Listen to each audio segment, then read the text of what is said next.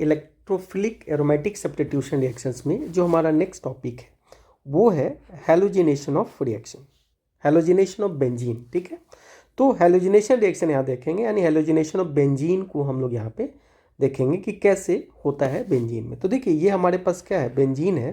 ठीक है, और बेंजीन के साथ हम कुछ ऐसे केमिकल स्पीसीज लेंगे जिससे ये बेंजीन रिएक्ट करके और हमको क्या देगा, तो ये हमको हैलो बेंजीन का फॉर्मेशन करेगा। तो यहाँ पे जो ये X है, ये X क्या हो सकता है, X में भी, तो देखिए X क्या क्या हो सकता है, यहाँ पे X2 हो सकता है। X2 का मतलब यहाँ पे हम लोग Cl2 ले सकते हैं, Br2 ले सकते हैं। ठीक है, और यहाँ पे हम लोग लेविस एसिड इसके साथ में लेते हैं, या यहाँ पे X डैश हो सकता है। X डैश क्या होता है, ये इंटर हैलोजन कंपाउंड होता है, जैसे ICl। ठीक है, ये एक तरह से इंटर हैलोजन कंपाउंड है और इसको हम लोग प्रेजेंस लेंगे, लेविस एसिड के प्रेजेंस में हम लोग इसको लेंगे। या इस तरीके के कंपाउंड जो होगा वो इनके साथ बेंजीन के साथ रिएक्ट करके हैलोजिनेशन प्रोडक्ट बनाता है, हैलोजिनेटेड प्रोडक्ट बनाता है, जिसको हम लोग क्या बोलते हैं, this is called hello benzene. तो आइए हम समझते हैं कि आखिर ये रिएक्शंस किस तरीके से प्रोसीड होता है। तो देखिए यहाँ पे हमने बेंजीन लिया है और बेंजीन का रिएक्शन हम X2 के साथ कर रहे हैं, और यहाँ पे हमने एक मेटल लिया है, या आप यहाँ पे FeX3 ले सकते हैं। ठीक है, देखिए यहाँ पे जो लेविस एसिड है वो एनहाइड्रस AlCl3 भी लिया जाता है। ठीक है, FeX3 भी आप यहाँ पे ले सकते हैं। तो ये इनके साथ रिएक्ट करके देखिए यहाँ पे हैलोजन एटम यहाँ पे क्या हो गया, आ गया। यानी देखिए यहाँ पे हाइड्रोजन है और हाइड्रोजन को सब्स्टिट्यूट किया गया है, और सब्स्टिट्यूट किसके द्वारा किया गया, हैलोजन के साथ। इसलिए हम इसको इलेक्ट्रोफिलिक सब्स्टिट्यूशन रिएक्शन बोलते हैं, क्योंकि यहाँ पे इलेक्ट्रोफाइल बनता है और वो हाइड्रोजन को सब्स्टिट्यूट करता है और हैलो बेंजीन का फॉर्मेशन करता है। आइए देखते हैं रिएक्शन होता कैसे। तो देखिए सबसे पहले यहाँ पे जो आयरन है वो हैलोजन के साथ रिएक्ट करके आपको देता है FeX3। ठीक है, अब देखिए FeX3 में फिर से ये क्या करता है कि इसके पास वैकेंट डी ऑर्बिटल होता है, तो ये अपना लोन पेयर इसको प्रोवाइड करता है, जिसके चलते ये बॉन्ड टूट जाता है और इसके ऊपर आता है प्लस चार्ज। ठीक है, और इसके ऊपर आता है माइनस चार्ज, तो यानी X प्लस का फॉर्मेशन होता है और FeX4 माइनस का फॉर्मेशन होता है। अब यहाँ पे जो ये X प्लस बन रहा है, ये X प्लस अगर Cl होता है तो Cl प्लस बनता, अगर Br होता है तो Br प्लस बनता, अगर I होता है तो I प्लस बनता। ठीक है, तो अब ये जो है ये इलेक्ट्रोफाइल पे, अब देखिए ये जो इलेक्ट्रॉन है ये आके इसके ऊपर अटैक करता है और कुछ इस तरीके का कंपाउंड का फॉर्मेशन होता है। अब देखिए यहाँ पे क्या होता है कि ये जो H प्लस बन के बाहर निकल जाता है और इस तरीके से आपको हैलो बेंजीन का फॉर्मेशन हो जाता है। यानी अगर आप हैलो बेंजीन की बात करें तो हैलो बेंजीन में जो इलेक्ट्रोफाइल होता है वो होता है X प्लस, यानी अगर क्लोरीन लीजिएगा तो Cl प्लस होगा, अगर ब्रोमीन होगा तो Br प्लस होगा। ठीक है, तो इस तरीके से आप यहाँ पे ले सकते हैं। अच्छा, यहाँ पे आप अगर एक बार देखिए, एक बार अगर आप इसमें क्या अटैच कर दिए, एक बार आप इसमें X अटैच कर दिए, तो X जो होता है ये माइनस आई इफेक्ट शो करता है, और माइनस आई इफेक्ट शो करने के चलते ये बेंजीन के इलेक्ट्रॉन को पुल आउट करेगा, जिसके चलते बेंजीन के अंदर इलेक्ट्रॉन डेंसिटी डिक्रीज होगा और इसलिए फर्दर पॉली हैलोजिनेशन प्रोसेस नहीं होगा। यानी यहाँ पे आप बोल सकते हैं कि no chance of poly halogenation because product कौन सा है यहाँ पे, तो प्रोडक्ट है यहाँ पे hello benzene is less electron dense then reactant. Reactant क्या है यहाँ पे, बेंजीन। तो बेंजीन और इस प्रोडक्ट में अगर आप कंपेयर करेंगे तो बेंजीन की इलेक्ट्रॉन डेंसिटी ज़्यादा होगी, जबकि हैलो बेंजीन की इलेक्ट्रॉन डेंसिटी कम होगी, क्योंकि halogen minus I effect show करता है, इसलिए यहाँ पे पॉली हैलोजिनेशन की प्रोसेस फर्दर पॉसिबल नहीं हो पाता।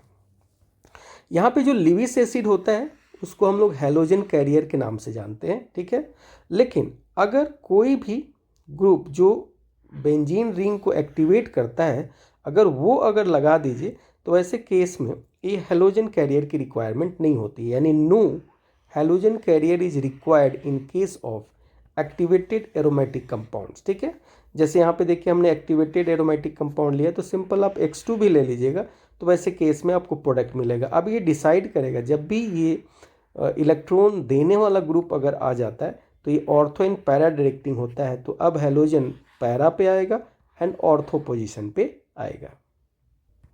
तो देखिए यहाँ पे आपके पास ये रिएक्शन है, टॉलुइन है और हमने Cl2 के साथ रिएक्शन किया है। यहाँ पे हमने Fe का प्रेजेंस लिया है और ये कैसा है, ये S है, यानी यहाँ पे जो इलेक्ट्रोफिलिक एरोमेटिक सब्स्टिट्यूशन होगा वो बेंजीन रिंग में होगा। और कहाँ पे होगा, तो ये ग्रुप डिसाइड करेगा कहाँ पे होगा, तो ये ortho and para directing group है, तो इसलिए एक क्लोरीन जो होगा पैरा पोजीशन पे आएगा और एक क्लोरीन जो है वो ऑर्थो पोजीशन पे आएगा।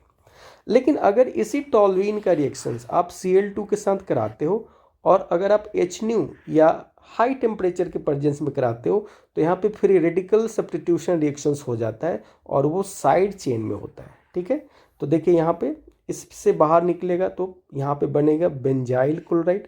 फिर फर्दर अगर आप क्लोरीनेशन कराते हैं तो फिर एक और हेलोजन अटैच होगा, हाइड्रोजन को रिप्लेस करेगा, तो ये होगा बेंजल डाइक्लोराइड। और फर्दर करते हैं तो ये बेंजो ट्राइक्लोराइड यानी CCl3 का फॉर्मेशन करता है। तो इस चीज़ को ध्यान रखिएगा कि जब भी हेलोजन दिया रहे और यहाँ पे अगर कुछ भी नहीं दिया रहे, ठीक है, या Fe दिया रहे, तो आप इस प्रोसेस को कराइएगा। अगर यहाँ पे क्या दे दिया जाए, HNu दे दिया जाए या हीट दे दिया जाए या टेम्परेचर दे दिया जाए, तो उस केस में इस वाले पार्ट से आपको हाइड्रोजन जाएगा और क्लोरीन वहाँ पे अटैच होगा। चलिए अब आपके पास इस तरीके का केस है, ये है आपने Cl2 के साथ रिएक्शन कराया HNu के प्रेजेंस में तो A बना, और फिर इसका रिएक्शन कराया NaOH एक्वस के साथ तो B बना।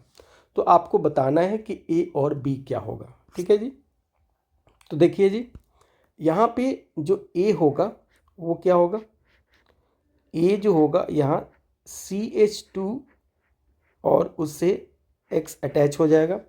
अब इसमें क्या होगा, ये OH माइनस इस पे अटैक करेगा और इस तरीके से यहाँ पे बेंजाइल अल्कोहल का फॉर्मेशन हो जाएगा। देखिए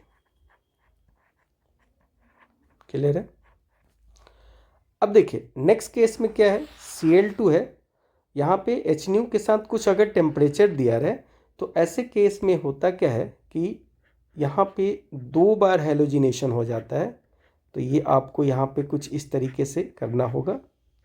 ठीक है, और फिर यहाँ से क्या अटैच करेगा, OH माइनस अटैच होगा। तो आप यहाँ पे देखेंगे कि CH से अब देखिए 2 OH अटैच हो गया, और 2 OH जब सिंगल एटम से अटैच होता है तो हम एक मॉलिक्यूल वाटर को बाहर निकालते हैं, तो यहाँ पे बेंजल डिहाइड का फॉर्मेशन हो जाता है। तो ये आपको बना CH डबल बॉन्ड O। लेकिन अगर यही केस कुछ इस तरीके से दिया जाए कि अगर आपके पास क्या है, टॉलुइन है और एक्सिस यहाँ पे दे दिया जाए, ठीक है, और HNu दे दिया जाए, तो जितना भी यहाँ से हाइड्रोजन एटम है उस सबको आप रिप्लेस कर दीजिए। ठीक है, और रिप्लेस करके वहाँ पे हेलोजन एटम को लगा दीजिए, तो ये बन गया C और सभी जगह Cl Cl Cl। अब यहाँ से आपको ये क्या आएगा, सभी को हटाएगा और यहाँ पे आप देखेंगे कि यहाँ पे अब इसके पास 3 OH अटैच हो गया। देखिए 3 OH अटैच हो गया। अब 3 OH में से एक वाटर मॉलिक्यूल्स बाहर निकाल दीजिए। ठीक है, तो अगर आप यहाँ से वाटर मॉलिक्यूल बाहर निकालते हैं तो आपको जो प्रोडक्ट बनेगा वो प्रोडक्ट बनेगा बेंजोइक एसिड। ठीक है, तो आप इस तरीके से यहाँ पे कर सकते हैं। नेक्स्ट देखिए, अगर आपके पास बेंजीन है और अगर आप Cl2 एक्सेस ले रहे हैं और यहाँ पे हाई टेम्परेचर ले रहे हैं, तो वैसे केस में क्या होता है कि सारे डबल बॉन्ड ब्रेक हो जाता है और सभी जगह क्या अटैच हो जाता है, क्लोरीन अटैच हो जाता है, यानी ये फ्री रेडिकल एडिशन कहलाता है, जिसको हम लोग बोलते हैं बेंजीन हेक्साक्लोराइड। इसको शॉर्ट फॉर्म में BHC बोलते हैं और एक्चुअली इसको 666 के नाम से जानते हैं और ये लिंडेन कहलाता है। मॉलिक्यूलर फॉर्मूला देखिए C6H6Cl6 है। It is gamma isomer, it's gamma isomer is gammexane, और गैमेक्सिन को हम लोग कुछ इस तरीके से रिप्रेजेंट करते हैं, जो कि क्या काम करता है, इंसेक्टिसाइड्स का काम करता है। चलिए अब हम लोग फिनॉल ले रहे हैं और फिनॉल का रिएक्शन हम 2 केस में कर रहे हैं। एक तो Br2 और CH2 ले रहे हैं। CH2 यहाँ पे नॉन पोलर है और दूसरे केस में हम लोग Br2 ले रहे हैं और प्रोटिक पोलार यहाँ पे H2O ले रहे हैं। तो देखिए, जब आप इस कंडीशंस पे रिएक्शंस कराते हैं तो हमें ऑर्थो एंड पैरा दो अलग अलग प्रोडक्ट मिलता है। लेकिन अगर हम वाटर ले लेते हैं तो वैसे केस में यहाँ पे पोलीब्रोमिनेशन हो जाता है और ऑर्थो एंड पैरा पोजिशंस पे आके अटैच हो जाता है। ऑर्थो एंड पैरा पोजिशन पे क्यों आता है? क्योंकि ये जो ग्रुप है ये इलेक्ट्रॉन रिलीजिंग ग्रुप है, तो ये +m शो करता है। तो जो यहाँ पे नेगेटिव चार्ज जो क्रिएट होता है वो ऑर्थो पे और पैरा पे होता है, इसलिए जब भी इलेक्ट्रोफाइल आएगा तो ऑर्थो एंड पैरा पे आएगा।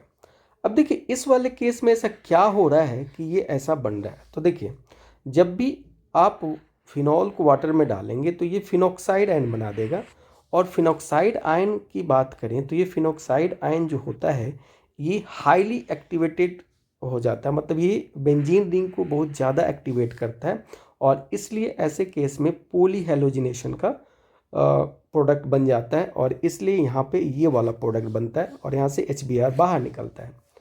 इसलिए इस वाले प्रोसेस को हम लोग प्रैक्टिकल ऑर्गेनिक केमिस्ट्री में यूज करते हैं टू टेस्ट फिनॉल। चलिए, नेक्स्ट में हमारे पास है OH है एक पोजीशन पे और पैरा पोजीशन पे क्या है CH3, यानी हमने फिनॉल के पैरा पोजीशन पे CH3 ग्रुप लगा दिया और इसका रिएक्शन हम करा रहे हैं Br2 के साथ, प्रेजेंस ले रहे हैं वाटर। तो ऐसे केस में देखिए क्या हो रहा है। देखिए, यहाँ पे इस OH की ऑर्थो पोजीशन पे आके ब्रोमीन अटैच हो रहा है, ठीक है। CH3 के ऑर्थो पोजीशन पे ब्रोमीन अटैच नहीं हो रहा है, ऐसा क्यों? तो देखिए, ये जो है OH जो है ये +m शो करता है, ठीक है, जबकि CH3 जो होता है या तो +H शो करेगा या तो +I शो करेगा। अगर डिस्प्लेसमेंट, इलेक्ट्रॉनिक डिस्प्लेसमेंट में हमने देखा था कि जो +m होता है वो डोमिनेंट होता है, यानी पावरफुल होता है किससे? +H से या +I से, ठीक है। तो अब ऐसे केस में जब भी इलेक्ट्रोफाइल आएगा, जब भी दो ग्रुप ऐसे हों जो प्लस शो कर रहे हैं, तो ऐसे केस में इलेक्ट्रोफाइल उधर अटैच होता है जो पावरफुल इफेक्ट शो करता है। इसलिए यहाँ पे OH के करीब वाले में क्या अटैच होगा? आपको Br अटैच होगा। दूसरी बात कि OH किसी दूसरे पे स्टेरिक हिंड्रेंस नहीं लगाता है, तो ये भी एक कारण है कि यहाँ पे आपको अटैचमेंट होगा। दूसरा, अगर आपके पास एनिलीन है और एनिलीन का रिएक्शंस अगर Br2 के साथ करा रहे हैं H2O के प्रेजेंस में, तो भी वैसे केस में देखिए अब ये यहाँ पे पैरा पोजीशन इसका क्लियर है और ये +m इफेक्ट शो करता है, इसलिए यहाँ पे ऑर्थो पैरा ओरिएंटेड आपको पोली हैलोजिनेशन आपको होगा और इस तरीके से यहाँ वाइट PPT का फॉर्मेशन हो जाता है। नेक्स्ट देखिए, अगर आपके पास फिनॉल है और फिनॉल के पैरा पोजीशन पे हमने SO3H जोड़ दिया है और जैसे ही आप यहाँ पे ब्रोमीन का रिएक्शन इसके साथ कराते हैं तो यहाँ से ये ग्रुप बाहर निकल जाता है और इसके जगह पे आपको क्या अटैच हो जाता है? पोली हैलोजिनेशन का फॉर्मेशन होता है और SO3 बाहर निकलता है। तो जहाँ जहाँ भी SO3 हो सबको बाहर निकाल दीजिए। आप देखिए, इस केस में भी आप देखिए तो ये बाहर निकल जाएगा, तो पोली हैलोजिनेशन हो गया। इस वाले केस में भी देखिए ये बाहर निकल जाएगा, पोली हैलोजिनेशन हो जाएगा। अगर CO2 अटैच हो और SO3 अटैच हो तो ये COOH भी बाहर निकल जाता है, ठीक है, और ये भी बाहर निकलता है, ठीक है। और इस तरीके से हर एक पोजीशंस पे आपको Br आ जाता है। अब यहाँ पे देखिए एक स्पेशल केस है कि जब आप बेंजीन का रिएक्शन इंटर हैलोजन कंपाउंड से कराते हैं तो दो कंडीशन है, एक तो लिक्विड कंडीशन है और एक वेपर कंडीशन है। तो लिक्विड कंडीशन के केस में देखिए आयोडीन अटैच हो रहा है, जबकि वेपर कंडीशंस में क्या अटैच हो रहा है? क्लोरीन अटैच हो रहा है। तो ऐसा क्यों होता है? तो देखिए, लिक्विड वाले कंडीशंस में अगर आप देखिएगा तो यहाँ पे जो I है और Cl है, ये जो बॉन्ड ब्रेक होता है कुछ इस तरीके से बनता है जिसमें आपको I+ का फॉर्मेशन होता है और Cl- का फॉर्मेशन होता है। अब इस वाले केस में I+ आके इसके साथ रिएक्ट करता है और यहाँ से HCl बाहर निकल जाता है। तो इसलिए लिक्विड सॉल्यूशन के केस में आयोडो बेंजीन का फॉर्मेशन होता है। लेकिन वेपर वाले फेज में यहाँ टेम्परेचर ज़्यादा है तो ये जो बॉन्ड टूटता है ये होमोलिटिक टाइप का टूटता है और यहाँ से 2 फ्री रेडिकल बनता है, आयोडीन का फ्री रेडिकल एंड क्लोरीन का फ्री रेडिकल। ठीक है, अब देखिए यहाँ पे एक्चुअली हाइड्रोजन है और हाइड्रोजन एब्स्ट्रैक्ट करने की जो कैपेसिटी होता है, पावर जो होता है वो क्लोरीन का ज़्यादा होता है, इसलिए यहाँ से क्लोरीन इसके साथ अटैच हो जाता है, वहाँ से उसको एब्स्ट्रैक्ट करते हैं। तो ये रीजन है आपका इसका। तो इस तरीके से हमने आज के इस वीडियो में डिस्कस किया हैलोजिनेशन ऑफ बेंजीन।